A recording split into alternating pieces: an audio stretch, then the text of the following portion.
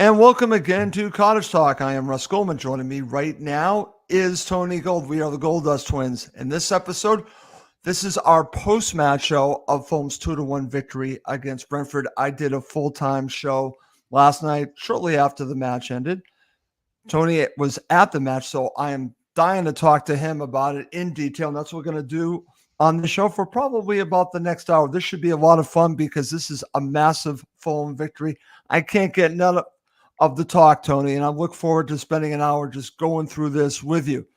Do want to mention, as you'll see in the scroll, if you're watching live, please do check out the Cottage Talk Patreon page. We are doing exclusive shows on there. I will have a player rating show. I'm going to have takeaways from this match. That will all be exclusive on the Patreon page, so please do check that out if you're interested. Okay, my friend, before we go on any further, you were at the match, so I want to get your opening thoughts on what you watched, and I just want to just preface this and just mention this, that Tony sent me a couple pictures before the match, and I got to see where he was sitting. So he got just a massive view of the two goals. So I want to get just your opening thoughts of what you and your son watched at Craven Cottage. Well, I'm only just caught my breath, is the honest truth for us. I mean, I probably went through every emotion that you could possibly go through in terms of a football match last night. The highs, the lows, euphoric moment, obviously, just everything. It was just one of those one-off incredible games that you get to see every so often. Yeah, and obviously the way that it ended was just unbelievable, and still just getting sort of coming off cloud nine, really, because it was just so surreal, the way it happened, and especially against Brentford as well, of all teams. So yeah, it was a magical night for that reason, and yeah, what a way to win the game. Unbelievable. And we're going to be talking about the end of the match, obviously, as we get through this show. And that should be amazing to talk about. And your experience of just seeing it right in front of you, that should be great. But I just want to mention this because my opening thoughts, like I said, I watched the match at home and I did a show right afterwards. And it still hasn't really hit me what happened here and what this actually means, Tony. You and I talked about this morning when I was driving to work. The implications of this victory, I think, are huge for Fulham Football Club because if you look at what's coming up next, Crystal Palace at Selhurst Park, that's a winnable match. That could be a potential 3 points. You follow that up by playing Wolves at home. There is a potential situation where Fulham could really just get themselves in the middle of a European run from the get-go, from really still in the first half of the season. If they get these two victories, they're in it. They are absolutely in it, Tony. So this sets everything up. If they lost this match, if they get a draw, they're still in it. But this was almost like a victory that just shows intent. I know that's weird to say because of how it ended, but how they played, Tony, I think it was all leading up to something like this. We got the sucker punch at Goodison Park, and this is the reverse of that. And I think this shows a lot of resilience from Fulham Football Club. There's so many positives to take out of this because they've fought through a tremendous amount of adversity. There's not all good in here. We're going to be talking about that coming up. There's good and there's bad, and we'll go through it. But I'm looking at what this actually meant for this season. I think this is huge. Yeah, look, I mean, if we get a result against Palace, if we get a result against Wolves, which is very doable given that they haven't particularly started the season well, and we know that we're very capable, then what it does give us, it gives us a free hit against Tottenham, and that's important because if you get those 6 points, and results can go our way one way or the other, we could be top 7 by the time we get to the Spurs game, and to be honest with you, Tottenham have found a bit of form. We don't have the best form against them over the years. I know we got an unbelievable result against them last year, but I don't think Tottenham will ever play that poorly again. So it just means that we can go into that game with a little bit of pressure off us, and try and enjoy it, rather than having to, if we don't get a result against Palace, don't get a result against Wolves, then it's almost like we're back to where we were before the Brentford game kind of thing. Right. So yeah, listen, it's very exciting, and I think you're absolutely right, Russ. That result last night just gave everybody a massive lift. Absolutely, Tony. And I think that is something that they deserved. And I've watched a bunch of stuff from the players, from Marco, talking about that they deserved the victory. He has said that over and over again. And I agree with him, because the effort is there. The way that they played, it's been there. They have not always gotten what I believe that they deserved. You could talk about, I'm talking based on the performances, we should be having more points at this point, Tony. In the season, Fulham should have more than they do. But this is, again, the table doesn't lie.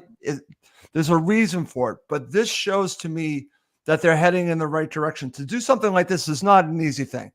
And like I said, if you go and watch the video from after the match with Marco and the players, he spells it out for the players that this was difficult. The way that Brentford set up, that they had to continue to fight, and they fought through it. That to me gives them confidence. That should give them a lot of confidence going into, I think, 2 winnable matches. Absolutely. This is Premier League football, and people, you can't underestimate how important consistency is at that level. And we've had some, proper sucker punches this season with West Ham, Everton, games, as you're absolutely right. We should actually have probably 4 or 5 more points on the board than we actually do.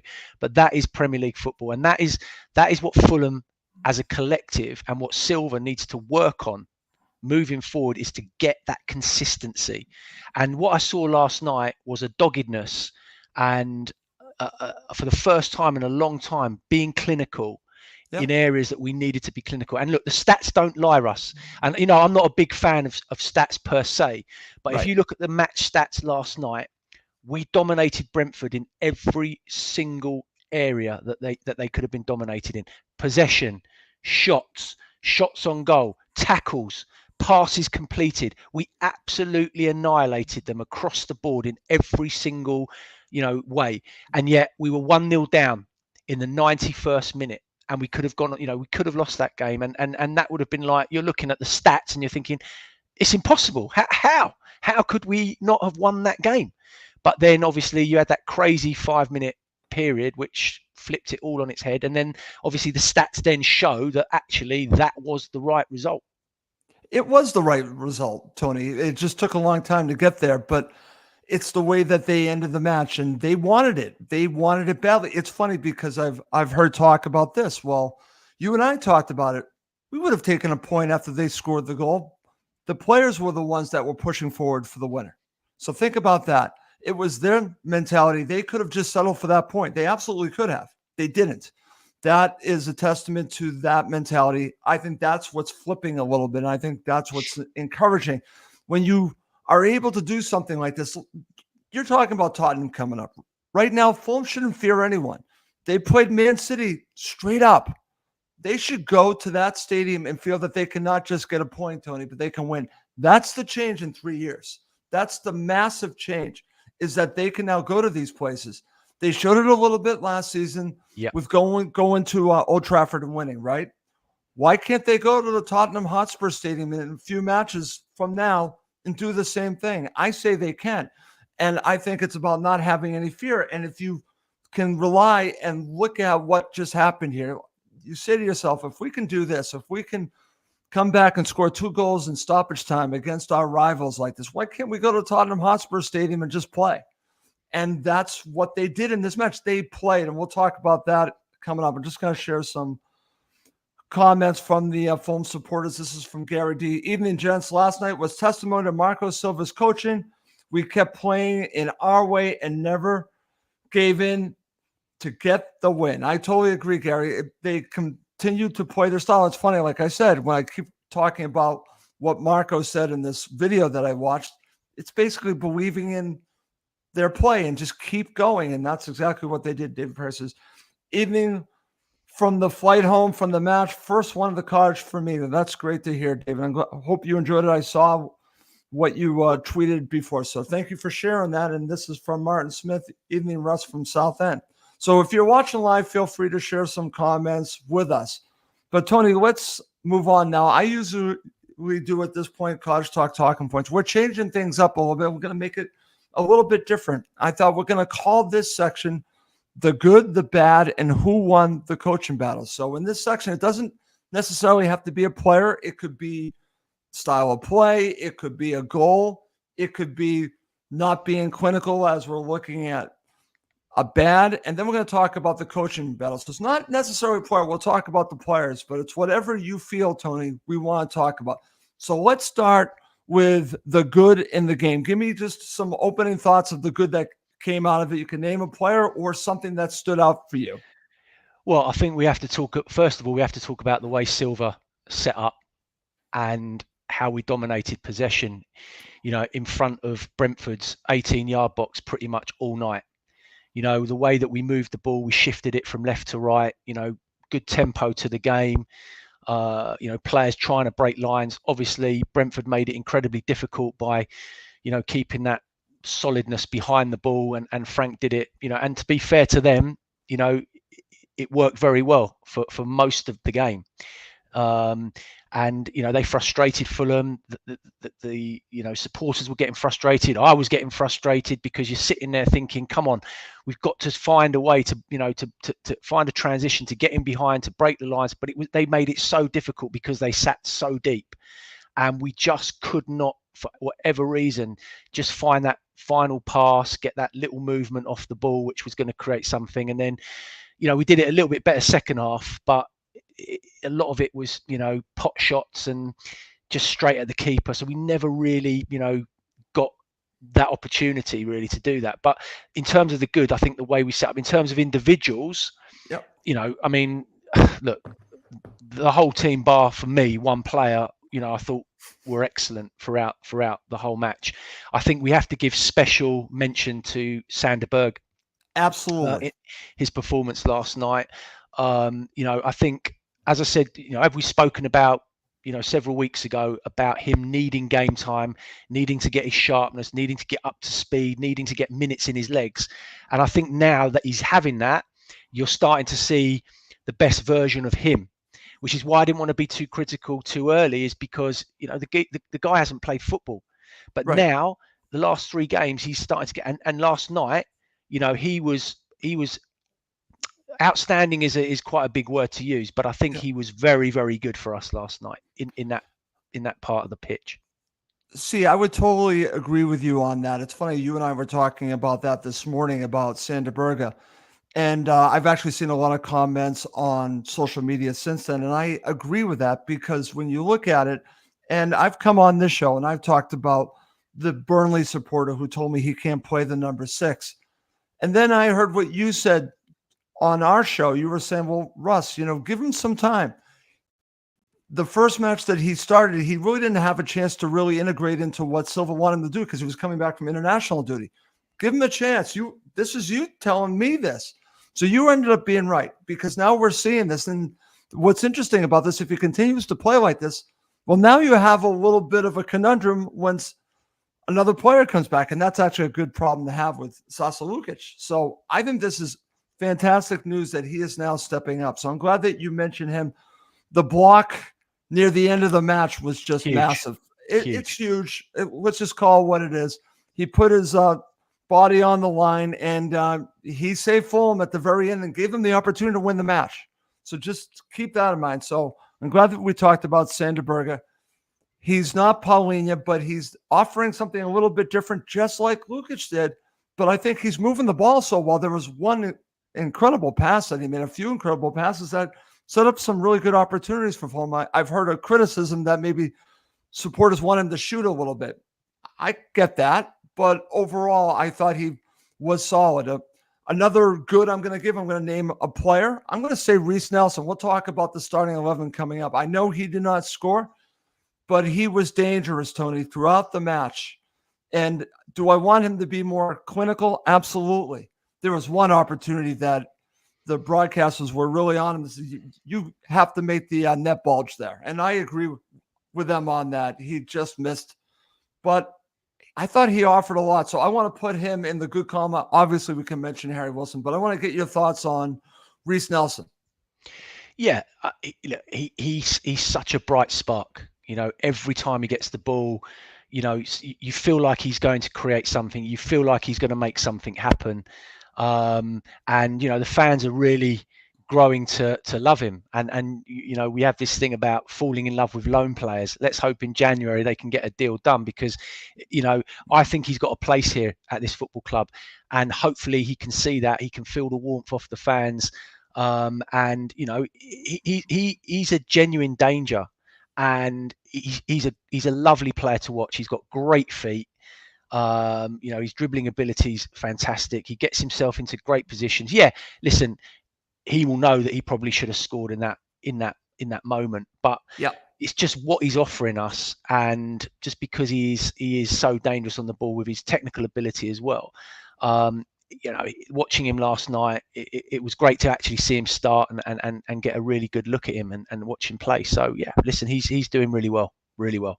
Okay, I'm gonna give you another in the good column. I'm gonna talk about Jedi, because I'm gonna ask you a question, Tony. Besides the cross that sets up the winning goal, did you hear the name Embuemo? Did you see Embuemo at all during this match? How about any of those players up front? They were anonymous, but especially Embuemo. He had a lot to do with that. So I want to give Jedi a lot of credit. He deserves mention as potentially man of the match. We'll do that at the end of the show, but I want to put him in that good column, and I'm sharing this from Gary. Yeah, Gary's absolutely spot on. Look, they took Embuemo off in the end because Robinson frequently, got to him, made it difficult for him. And yeah, the whole back four, to be honest, was I thought excellent, really, in the main.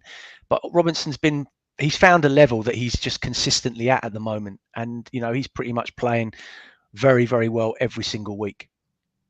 Okay, very good. Anyone else that you put in the good column? I guess you could name most of the players, but anything else you want to share before we go to the bad? Yeah, I mean, obviously we've got to talk about Harry Wilson. Oh, of course. What am I talking about, Russ?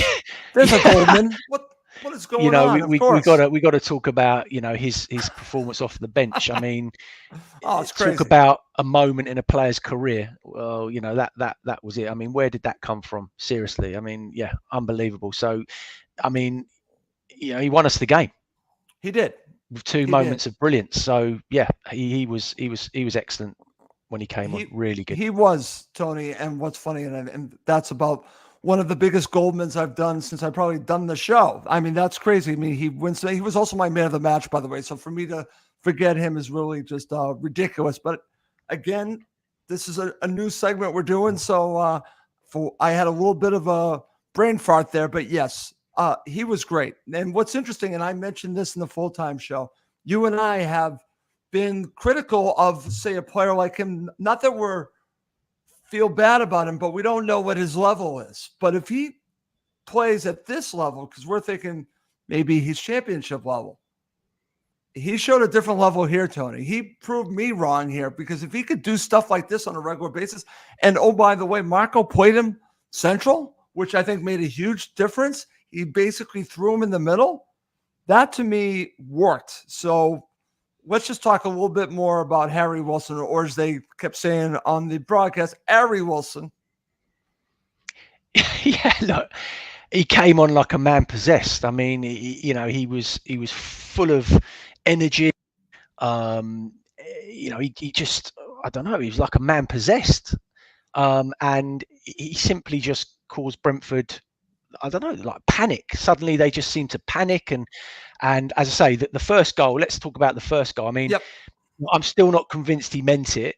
But I'm going to give him the benefit of the doubt and think, you know what, that's already goal of the season. Right. And yeah, I mean, if he meant it, then it's absolutely unbelievable. I mean, he couldn't do that again if he tried. Okay. And then obviously getting into that position, being one of even the smallest man on the park, and Pinnock and the other fella, Collins, yeah. They're not small fellas. They're big units. And there's Harry Wilson suddenly in a position heading in. I mean, it was incredible. So yeah, I mean, look, it was an unbelievable moment for him. Unbelievable. It was. We'll talk about that when we break down the match. I want to go into detail what you saw in front of you when we talk about the 2 goals. But I also want to share this because, like I said, we've talked about him. People seem to forget about him, including us, that he's there. And he's been great for Wales. So that's why I'm sharing this from Gary D. And he's making an argument. This is also a good problem to have, Tony, that he's playing well because it's competition is good for the team.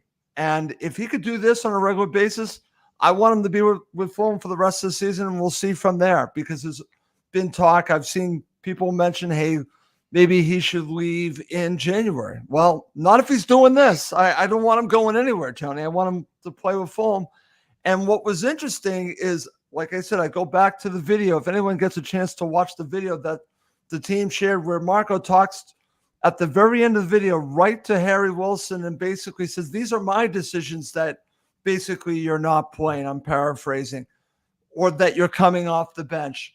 But he wanted to give him an incredible credit for what he did. And kudos to Marco for basically, he says, it's on me. He's basically said, it's my decision, not your fault. He kept saying this, it's not your fault.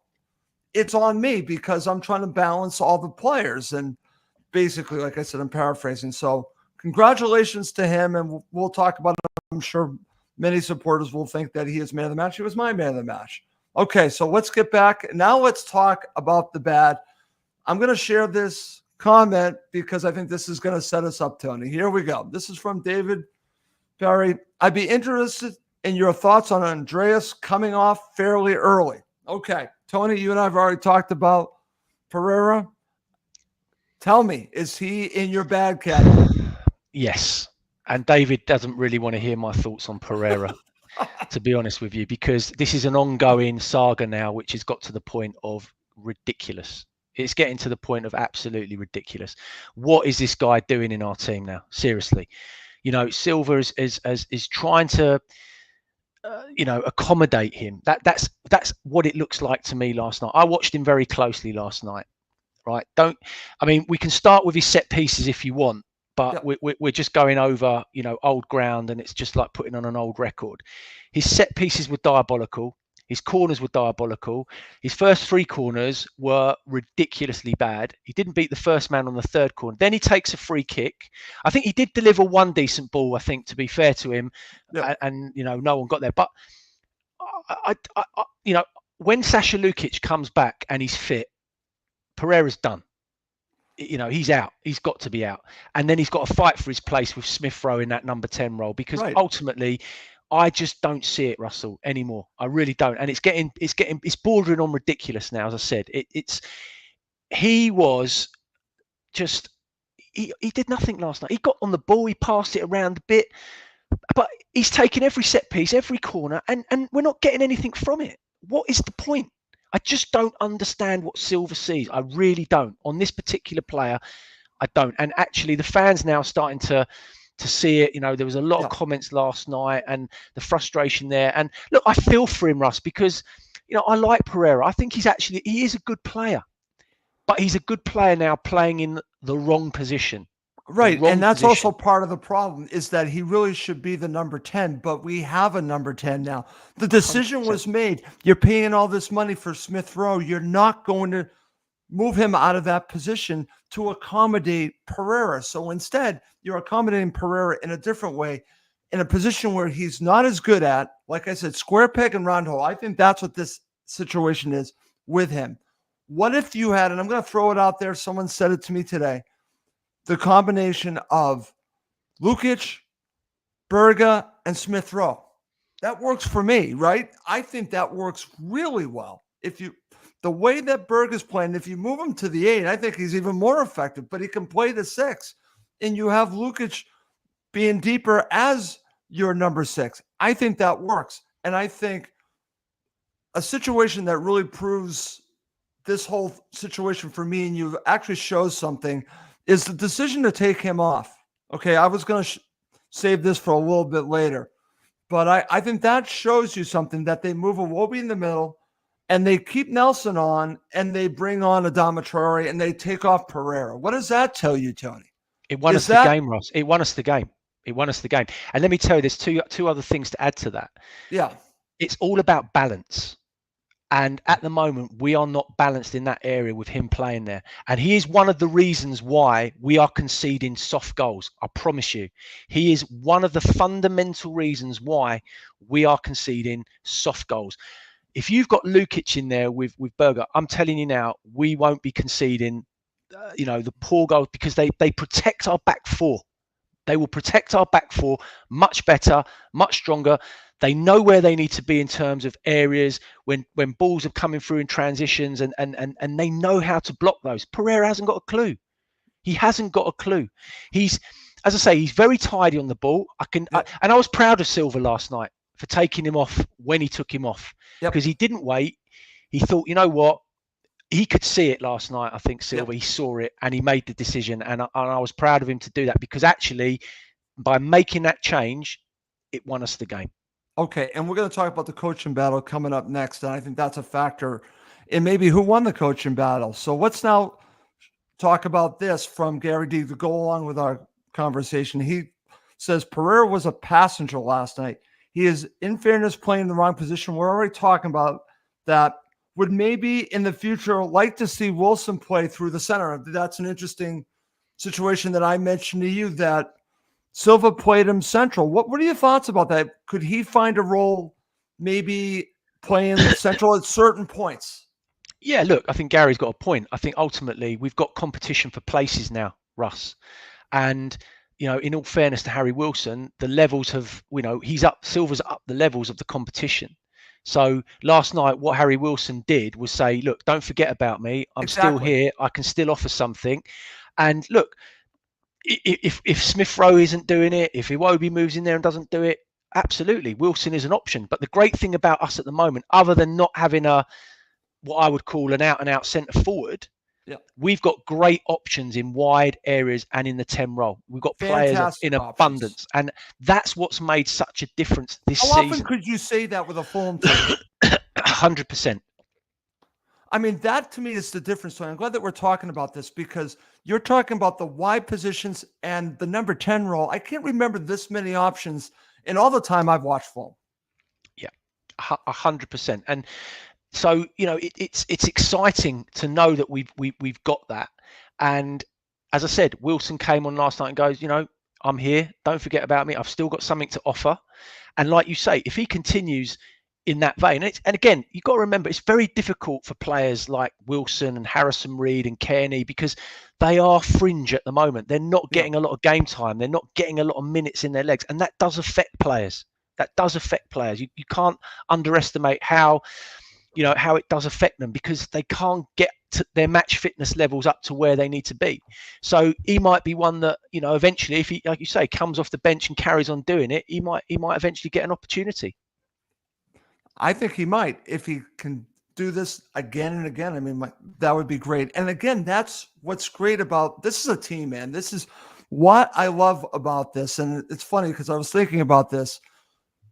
This is a tremendous win, but I just think it also shows Fulham are truly a team playing together and playing, again, the passages of play, the triangles that they do. It is really some excellent stuff. The only downfall before we leave the bed is I want to talk about this, and you already mentioned this, is that sometimes I think they try too hard for that intricate passing, that they are missing opportunities from farther out that maybe that they can get the ball on target. I want to get your thoughts on this. I think sometimes they think it too much and they're trying to get that perfect pass.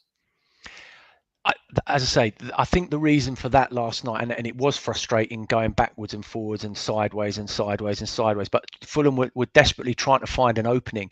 But I think, as I said, it goes back to the fact that we don't have an out and out one of those centre forwards like a Chris Wood or a Mitro, some of those crosses that we put in yesterday. If we had one of those types of players playing in, and it's no disrespect to Raul at all, but he's just not that sort of player.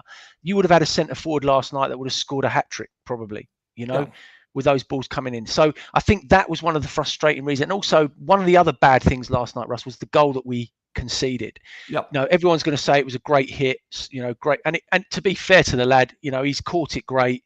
And, it's a good finish. But we didn't get out to him quick enough. And I think, again, Pereira playing in that position was one of those reasons why. That I think was if you've got Lukic in there, that doesn't happen, right? Our back right. four That's a good point. didn't press out quick enough, and Leno, could he have done better?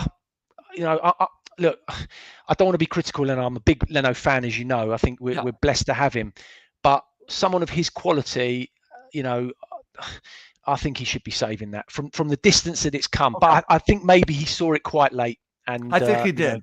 So I don't think he was yeah. expecting that, to be honest with you. No, I don't. no. And I think that caught him a little bit off. I think if he was more ready for it, maybe he would have saved it the way that you said. But that's a good point. Okay, well, let's end this section by talking about the coaching battle. We've already talked a little bit about Silva and some of the decisions. And I'm also going to mention some of the decisions that Thomas Frank made as well. But I want to give Brentford credit. Yes, I have to give them credit because they were resolute defensively. They made it very difficult on Fulham.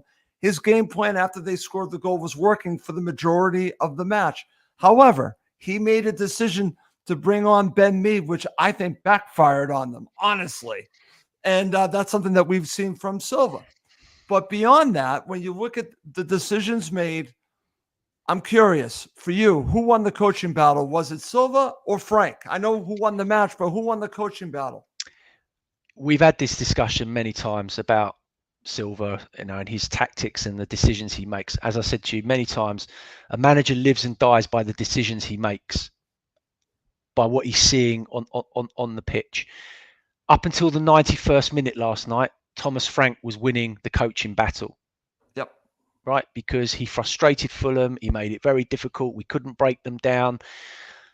But then he decided to make the changes that he made because we were still putting them under a lot of pressure. The ball that we had in front of their goal for so much time. And he obviously felt to shore it up, and yeah, like you say, Russ, it completely backfired. I think what happened is when we got the first goal, when we got the equaliser, it was like putting a pin in a balloon. And Brentford just absolutely went. Mentally, physically, they completely capitulated. And that's why when Fulham obviously won the ball back from kickoff, and then Berger makes that brilliant block, Leno makes that save, and Bosch, we go down the end. They were gone. It was like a boxer on the ropes, and they were finished. And then we took advantage of that moment, and mentally they completely and utterly capitulated. Right. And so Silva won the battle in the end. Yep. He did. It's funny because Gary D says Silva made the same mistake at everything. Yes, yeah, he did. We've talked about that. So that's why I'm also pointing out the mistake here. I think that Thomas Frank made, and that's why I'm giving him the edge. Like you said, maybe up until the very end, you would say that Frank won the coaching battle, but in the end, that decision backfired on Brentford and benefited Fulham, and then score the goals and win the match. So yes, I agree with you. I think Silva wins the coaching battle. Before we move on to break down the match, let's talk about the starting 11, and we'll call it the decision, because this decision surprised me. I wasn't ready for it. You thought this might be coming. You and I were talking about it. You wanted Reece Nelson to be started. Tony, you were rewarded because, as we talked about at the beginning of the show, I thought he was excellent.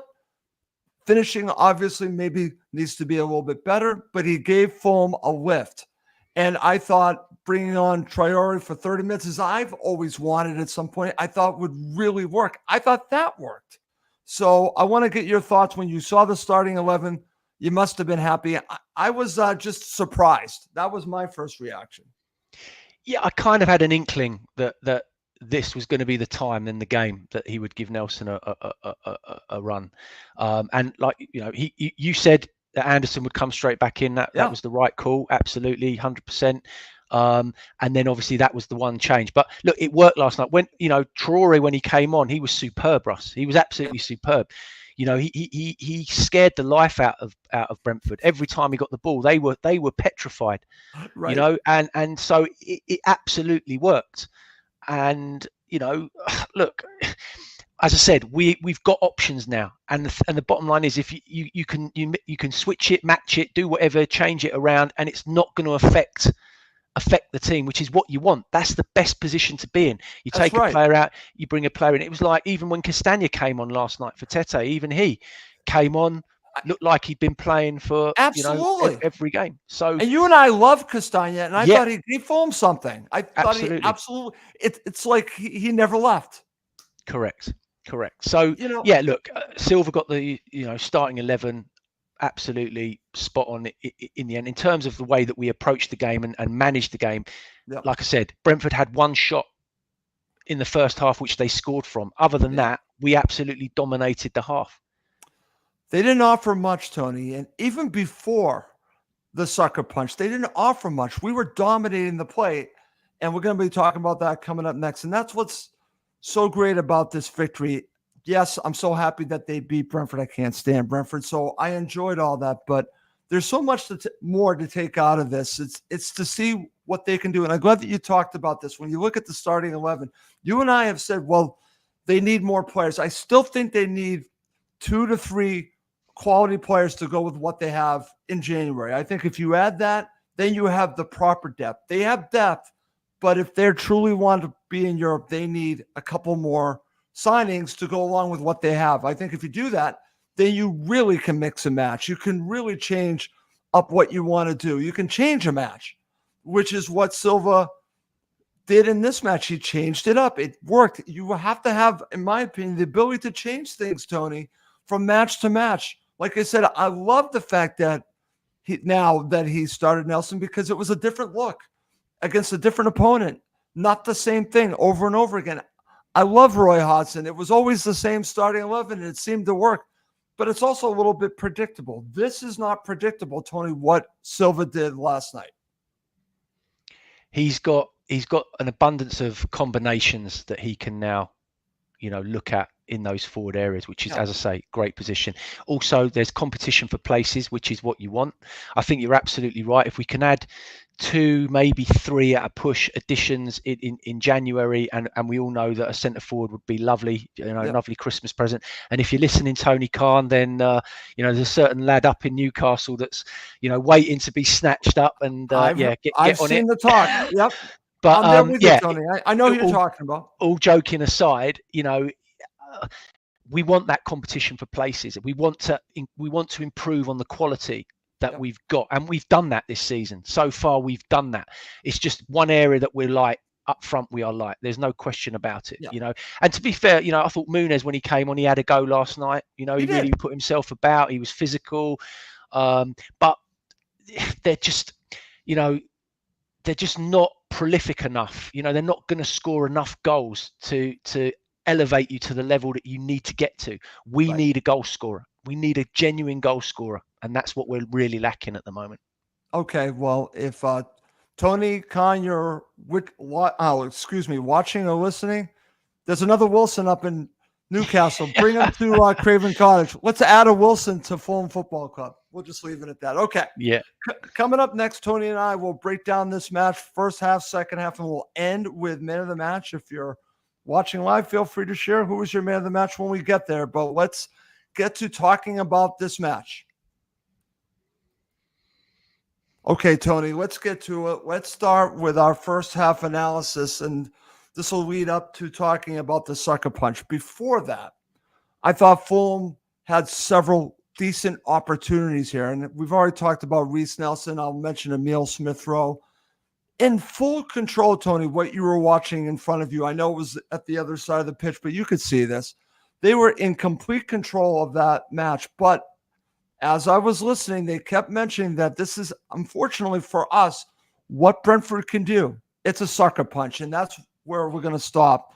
So let's talk about the sucker punch goal from Brentford. I know you already talked a little bit about this, but I'm going to mention this as well because they weren't pressing that much, but they decided here to press Fulham, and it caused an error. I believe it was Calvin Bassey where it started, and then you had Pereira all over the place, and next thing you know, they're scoring a goal. So your thoughts on the sucker punch? It was right in front of you. Yeah, listen, it came at a bad time for Fulham actually in the game, because up until that point, we were quite dominant. We were pretty much camped in their half. We were knocking on the door. But as the way the Brentford set up, we couldn't open it, and we went close with a couple of chances, which, as you say, on another day they might have scored, whatever. But that when he let loose with that shot and it flew in, it was like a vacuum, Russ. It was like it sucked the air out of the ground. The whole place, Craven Cottage, went deadly silent. I mean, literally, it was like they were stunned. Oh, and you're sitting there thinking, how are we now 1-0 down? Brentford had done absolutely nothing in the game, nothing at all, other than defend. They had done nothing, literally.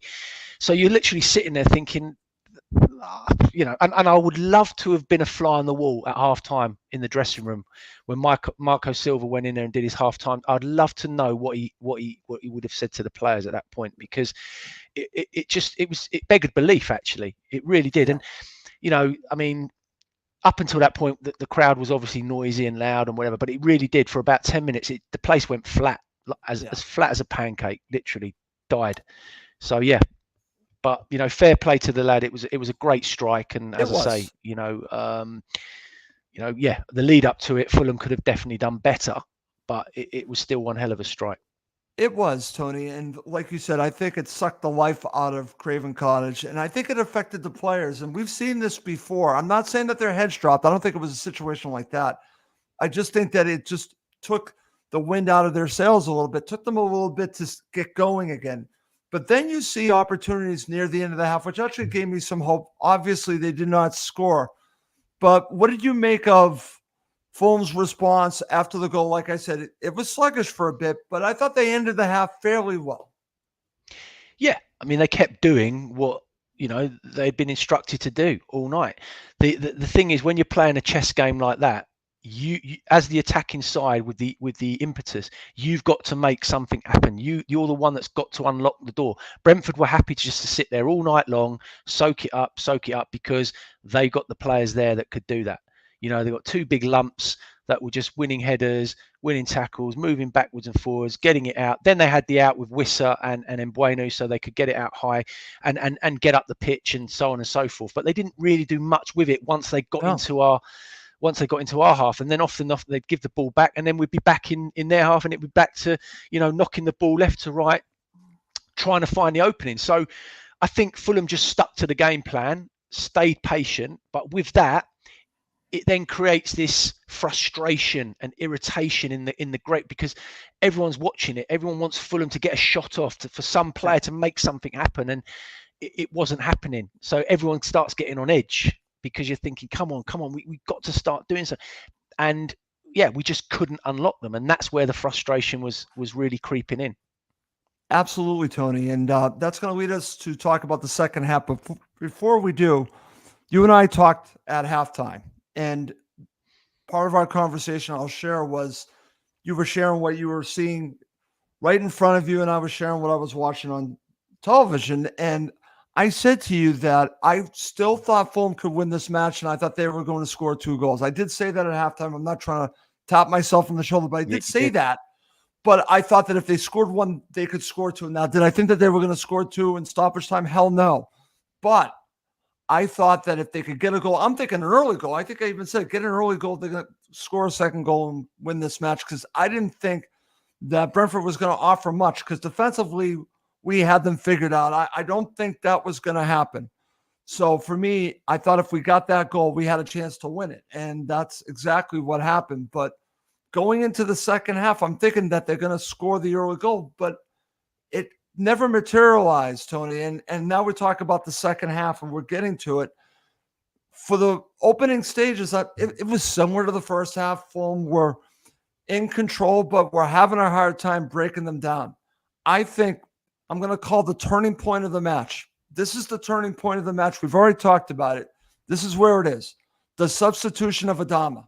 So for me, this is where it all changes, Tony. You've already talked about that. Let's focus on here, because he comes on. I'm thinking Reece Nelson's coming off. No, Russ. Actually, Andreas Pereira comes off. So in front of you, talk about what you saw when they made the change and how this basically opened up Fulham to play a little bit differently, and I think be more dangerous. I know they didn't score until very late, but What did that substitution do? It doesn't matter, Russ. You hit the nail on the head.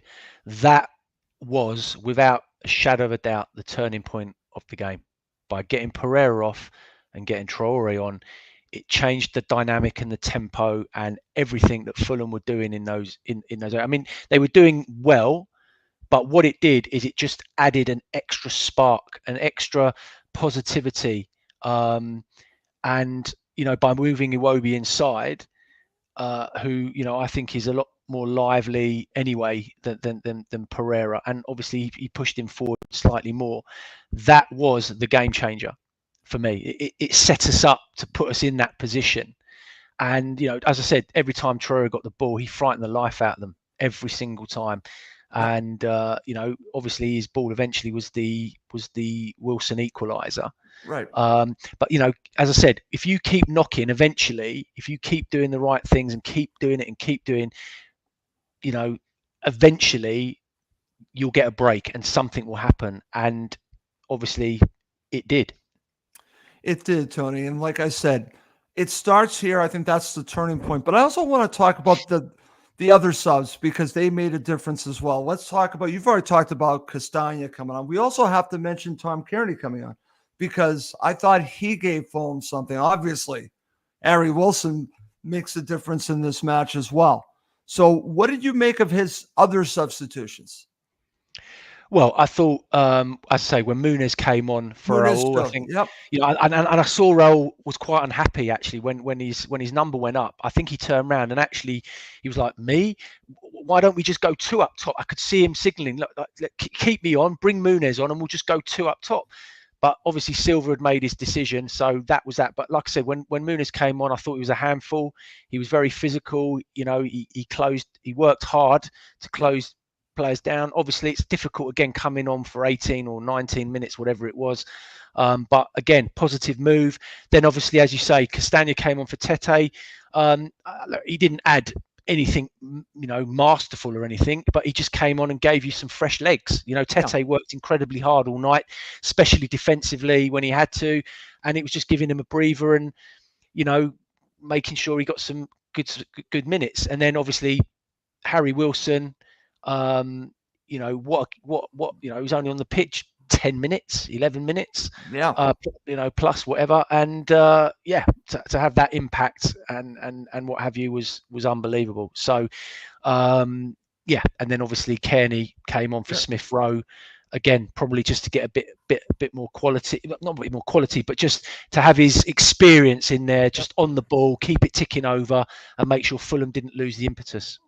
Okay, and I'm going to mention Tom Kearney when we talk about the winning goal because he's involved. So we'll get to that in a second. Let's start with the equalizer from Harry Wilson. Like I keep mentioning, you were right there, my friend. You got a good look at this. Literally right behind it, and you could see the absolute life drain out of Flecken when the ball literally looped, and he's looking. I've seen the highlights.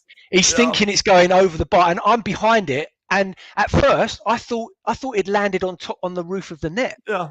So at first, I was like, "Oh, unlucky!" And then suddenly, my son's jumped on me round my neck, and I'm like, "Oh, it's in!" And we just obviously went crazy. But Flecken was obviously absolutely dead on his feet when he saw that drop in. It was like he couldn't believe the his reaction eyes. Was unbelievable. The reaction of and he gave the post an absolute. He booted the post as well. He was absolutely gutted. But no, it was unbelievable goal, and that makes it 1-1. That's in the 92nd minute. So shortly after that, we have to talk about this. We have to talk about Fabio. Let's talk about this because they actually have an opportunity. And Fabio gets a shot on target. And thankfully, Tony, you have Bernd Leno coming up big. He didn't have to do much in this match, but he came up big here. But as I mentioned, that was big, but Sanderberger's block was just as big. So let's talk about, could you imagine if Fabio scored? No. What that would have done? No. Because let me tell you, he got absolutely slaughtered last night. He got slaughtered from every end of the ground. So when he came on, obviously you're thinking, one player you don't want to do anything or cause any damage or do anything was him, because you could imagine he would have just gone up to the crowd, done all of this nonsense, and whatever. But look, that's what Sander Berge gets paid for, Russ. That's his job. Throw himself into those situations, defend your life, and he did that. And Leno, you want your keeper to be big in those big moments, and he was. And from that moment, that won us the game. Yeah, effectively. So yeah, it would have been horrendous had Carvalho scored that. Absolutely horrendous, but terrible. Thankfully, he did not. But then shortly after that, let's talk about the winning goal from Harry Wilson. And I'm going to give you the build-up on this. So it goes to a few players, finally gets to Tom Kearney, gets it to Jedi. And I've been critical of Jedi's crossing for his career. I'm not going to lie. But he's improved a great deal. This is a good cross. And you're talking about probably the smallest player on the pitch. As he has explained, it didn't go off his head. It went up off of his shoulder. I didn't know that, but it actually went off of Harry Wilson's shoulder and goes in the back of the net. Talk about what you dealt with once that ball goes in the back of the net, the winner. It's like time stood still. Honestly, it really was that sort of moment, because as I saw the cross come over, and I just remember, because I was literally in line with it, and I saw Wilson get there, and as it's come sort of head to shoulder, and I saw Flecken stand, and I'm thinking, Flecken's not getting there. And it was like the ball was coming towards I could have literally jumped off my seat and headed the ball. And I was already up off my seat, and I remember smashing my shin in the chair in front of me, right? I'm jumping. Next thing I know, my son's jumped on me. The fella behind me's jumped on me. The fella to the side of me. And literally, it was just, I've never seen limbs like it. Wow. Absolutely. And I've got to tell you a story, Russ, very quickly. Go ahead. The funniest thing all night is we had these two fellas sitting in front of us, and they were sitting there quietly all night. They must have been tourists. I don't know, but they were sitting there quietly all night. And they left the game with 10 minutes to go. So they missed it. They missed the best moment missed the best thing of the whole night. So that was quite funny. But literally, honestly, it was like time stood still. And when I say limbs, I mean it was just it was crazy. Absolutely. So I've got battle scars all over me mental, absolutely mental moment. Brilliant. But it's worth it, right? It was worth it. That's what football's about, Russ. That's why we love the game. Exactly. From those highs and those lows. And trust me, we've had those moments when it's gone against us in those moments, And the one I remember the most is obviously the Europa Cup final against Atletico Madrid. That was like getting stabbed in the heart. So we've all been there with those moments, and it's horrible. And I just saw the Brentford players literally just fall on their backside. They could. That was beautiful. It was beautiful. I hate to go there, but it was beautiful. Things you love to see, right? And I'm not a person that is a violent person, but if I met Diego Forlan, I'd probably punch him in the face. I'm just going to mention that right now, okay? Because that guy ruined everything. So I can't stand that guy. And now he's playing tennis. I could care less. But anyways, I had to bring that up. But I'm glad that you got a chance to experience that, Tony. That was wonderful. You were literally right there. Literally, and I think that's fantastic. Okay. So we're going to end with man of the match. I've already said my man of the match is Harry Wilson. Who's your man of the match? Yeah, you have to give it to Harry Wilson simply because of that cameo and what happened in that moment, when he came on. But I have to give a mention to Sander Berge. I really do. I think he, had Harry Wilson not come on and done what he did, then obviously, Sander would have definitely taken it. But can't look past that because of what he did. It was absolutely unreal. Okay, so you and I are in agreement there, but I'm glad that we're talking about Sander Berge. I also mentioned Jedi. I thought Jedi was very good. So to end, if anyone wants to share man of the match, feel free to. But I'm going to share some comments. Let's see. I've got a comment here for Robinson, so I want to share that. I like this from Gary Cooper. Fulham took the sting out of the bees. Love that.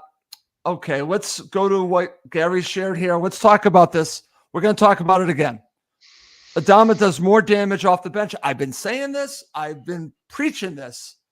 Am I right? am I right? I guess we need to see more, but this is where I think his role is best. I think coming off the bench for 30 minutes, Tony. I don't think he's done anything not to start, but I think he's more dangerous in this role. Let's see what Silva does at Palace. Let's Yeah. see how he sets up at Palace, because if he sets up like he set up, then maybe he's come to that conclusion as well. We'll wait and see. Okay. So I'm just looking at some other comments. We've got some interesting comments. I want to see if I want to share anything else. Okay, this is from Ralph Leach. Will Silva give Wilson a chance in the number 10 role after last night? No, Okay. not unless I'll be absolutely gobsmacked if he does, but I don't see him not starting Smith Rowe unless he's injured. Okay, very good. All right.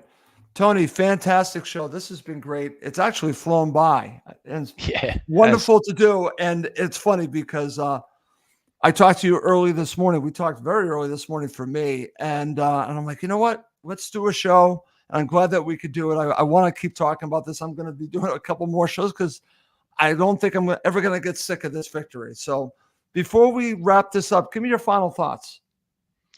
Yeah, listen, we've put ourselves in a really good position.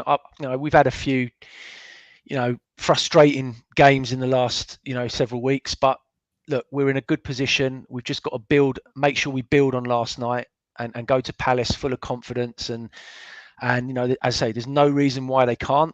But again, it's just going to come down to that mentality. Silva gets us set up, and as I say, we've got players that can really hurt Palace, really hurt them. So we've got to go there full of confidence, and just be difficult to beat. Try and keep a clean sheet if possible, and take the game to them. Nothing to fear, and just keep moving forward. Keep moving forward. That's what we've got to do.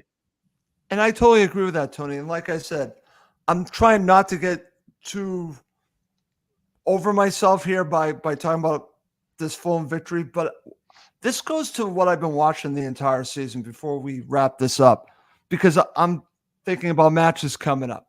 And I've already mentioned Tottenham. Fulham should not feel intimidated going to the Tottenham Hotspur Stadium. They can play with this team and beat this team. I truly believe that. There's a match coming up, I don't know, that I'm actually got my eye on. It's at Stamford Bridge. And why can't they get rid of that situation at Stamford Bridge and get all 3 points? I think that maybe this is the team to do it, because it could all be building up to that. And that, to me, would be unbelievable if they could win at Stamford Bridge. Liverpool, I don't think they should be fearing anyone, Tony. In years past, I would always say, even last year, they can't beat Man City. You were the one that said to me, this is the team that might be able to do it. And dare I say, you almost were right on that. It didn't turn out our way, but they're not that far off.